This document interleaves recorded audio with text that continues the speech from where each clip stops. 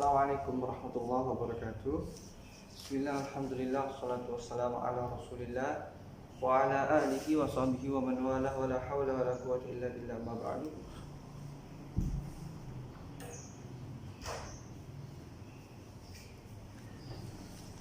Rabbi shrah li sadri wa yassir li amri wa hlul 'uqdatam min lisani yafqahu qawli. Nawaitu ta'allum wa ta'lim, tadhakkur wa tadhkir wa naf'a wal intifa'a wal ibadata wal istifadata wal hassa ala tamassuk bi kitabillah wa sunnati rasulillah wa du'a ila al-huda wa dalalata ala al-khair ibtigaa wajhillah wa martatihi wa thawabihi wa qurbihi subhanahu wa ta'ala.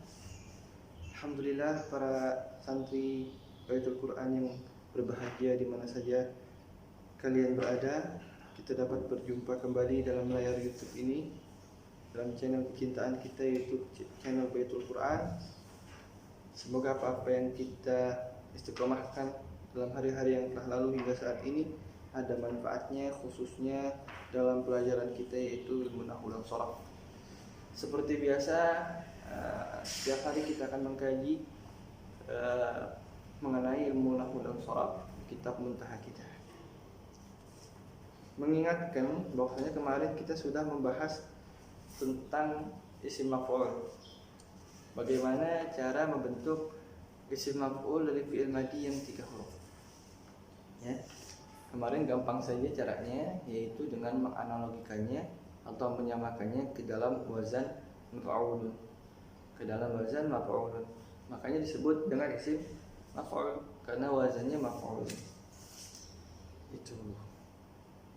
Nah, ada beberapa catatan kemarin yang saya sampaikan. Sudah 2 catatan, 2 poin yang mesti diperhatikan.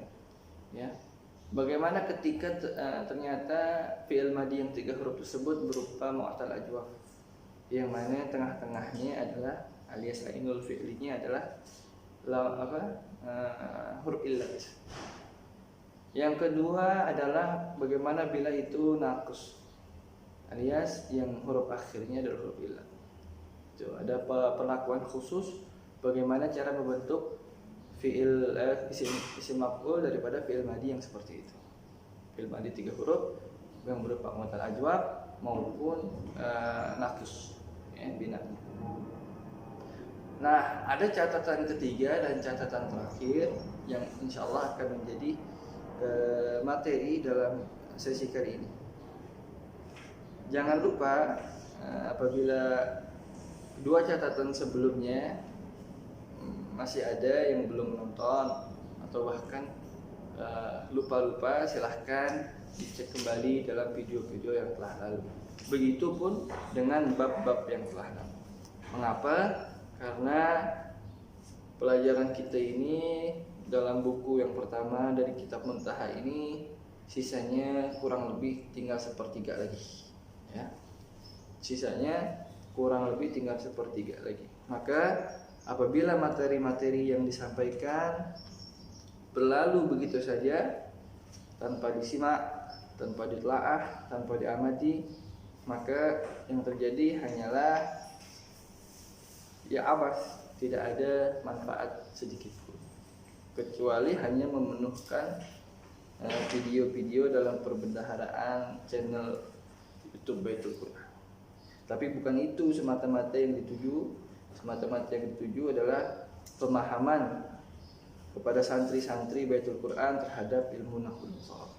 Oleh karena itu perlu adanya kesinambungan antara pengajar dan yang belajar.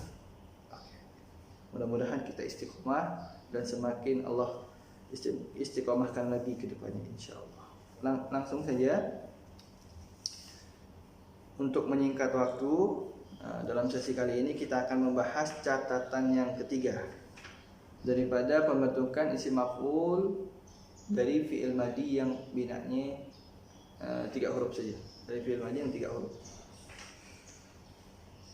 Apa catatan yang ketiganya? Catatan yang ketiganya adalah jika fi'il madhi berupa binanya yang mudha'af atau fi'il mudha'af, kita dari kitab ini mustalahnya atau istilahnya diistilahkan dengan fi'il mudha'af, ya. Jika fi'il madhi berupa fi'il mudha'af, maka pada pembentukan isim maf'ul huruf kembarnya harus dipecah dulu. Nah, jika fi'il madi itu yang 3 huruf itu berupa fi'il mudha'af, apa itu fi'il mudha'af? Itu bina atau fi'il yang ada huruf kembarnya. Ada huruf kembarnya, lalu huruf kembar itu digabung karena kesamaan huruf. Contohnya apa? Contohnya madda, do'af, madda, yang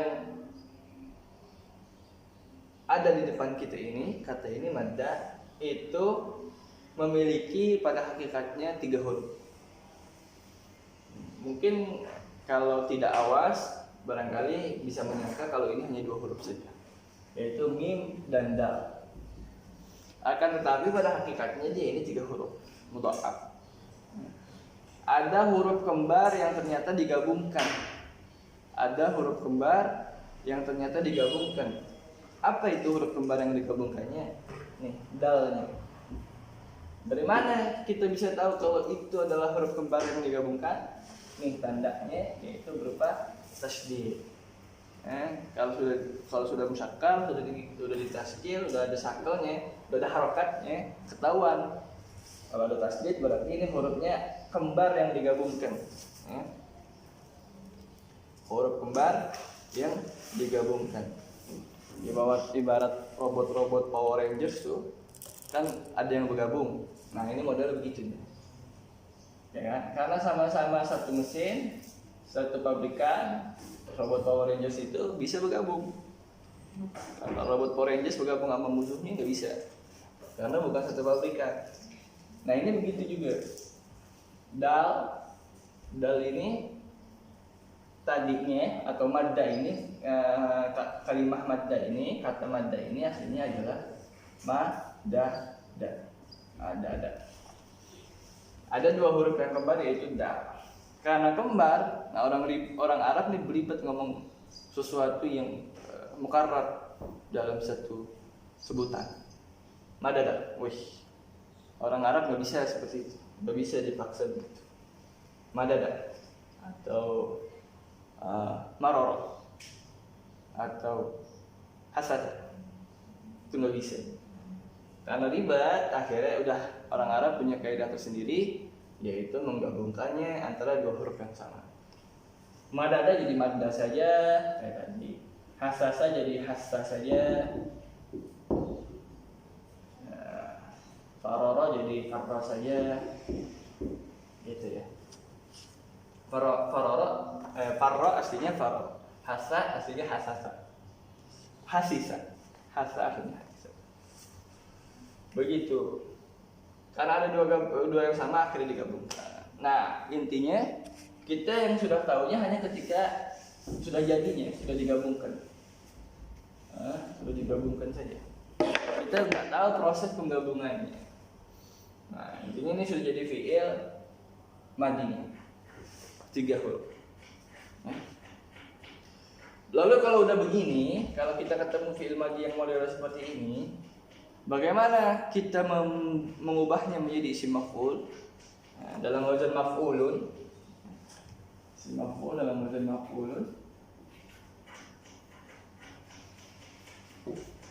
bagaimana nih? Ya, apakah dipaksakan? Kalau dipaksakan kayaknya di mana? Gitu. Kan gitu ya. Nah, ternyata ada stepnya. Makanya dikatakan jika fi'il madi berupa fi'il mudha'af. Mana fi'il mudha'af? Ini namanya mudha'af. Ingat, ini namanya mudha'af. Sudah lalu. Maka pada pembentukan isim maf'ul harus huruf kembarnya itu dipecah dahulu. Huruf kembarnya harus dipecah dulu. Mana huruf kembarnya? Nih, yang ada tasdid-tasdidnya udah pasti huruf kembar. Pecah dulu. Bagaimana cara mecahnya? Apakah dipotong begini? Apakah dipotong begini? Nggak bisa. Nggak kebaca. Ya. Caranya adalah kita kembalikan dia ke asalnya. Yang tadinya bergabung ada tasdidnya, kita buang tasdidnya, kembalikan satu huruf lagi yang nggak kelihatan. Madda jadi balikin lagi madadanya.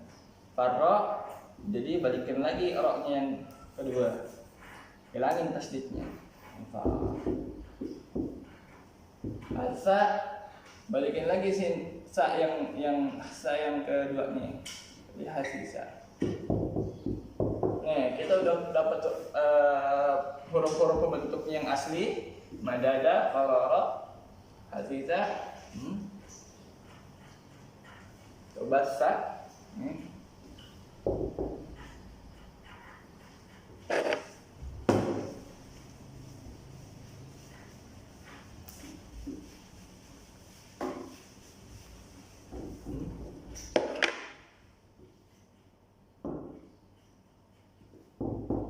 Basa.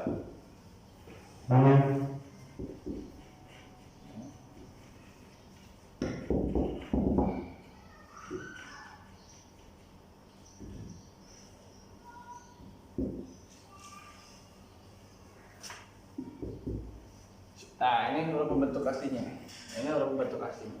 Kita pecah huruf yang di tasdidnya menjadi 2 huruf. Karena aslinya 2 huruf digabungkan. Nah, udah begini baru kita analogikan atau kita samakan ke dalam wazan maf'ulun. Kita samakan saja. Mana fa'ul fi'li? Ini fa'ul fi'li. Mana ainul fi'li? Ini ainul fi'li. Mana lamul fi'li? Ini dal yang kedua lamul fi'li. Fa'ala madada. Fa'ala madada.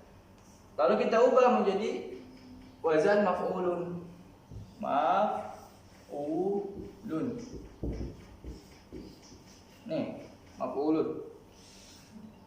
Apa saja huruf-huruf perangkai maf'ulun? Fa kita sudah punya fa'ul fi'li. Nih, taruh sini nih. Set. Ain sudah punya kita. Ya, ainul fi'li sudah punya apa? Dal. Dal. Lamul fi'linya udah punya dal yang kedua. Set. Tinggal apa yang belum? Mim sama waw. Tambahkan ini. Mamdudun. Maf'ulun mamdudun. Mamdudun maf'ulun. Nah, ya. Mamdudun maf'ulun. Ini juga. Mabsusun. Madda yang panjang menjadi panjang, madda. Mamdud yang dipanjangkan.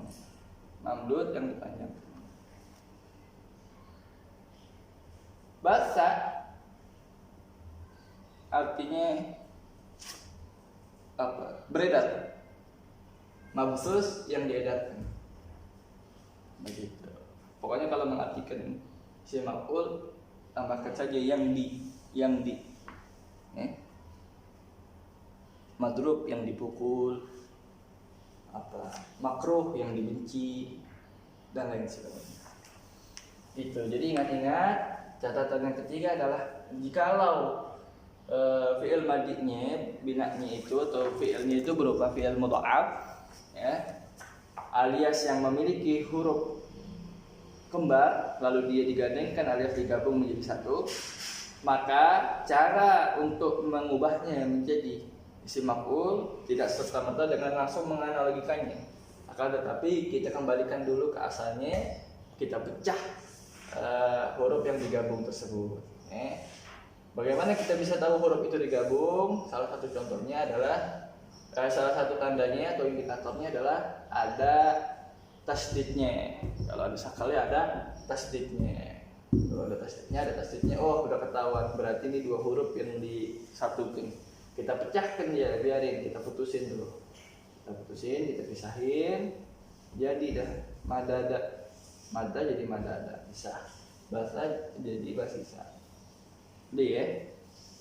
Habis itu baru kita analogikan kepada wazan maf'ulun sebagaimana merupakannya. Itu. Hanya itu saja catatan yang ketiga ini. Barangkali untuk perlahan begitu saja supaya tidak overload, supaya tidak gumoh. Semoga apa-apa yang kalian dengarkan bisa dipahami dengan baik. Apabila ada pertanyaan, kurang paham atau lain sebagainya, harap jangan malu-malu untuk bertanya baik di grup maupun langsung japri saya. Asalnya di grup karena supaya ilmu ini juga bisa didengarkan dengan teman-teman yang lain. Begitu barangkali sekian akademi ini. Billahi taufiq wal hidayah. Wassalamualaikum warahmatullahi wabarakatuh.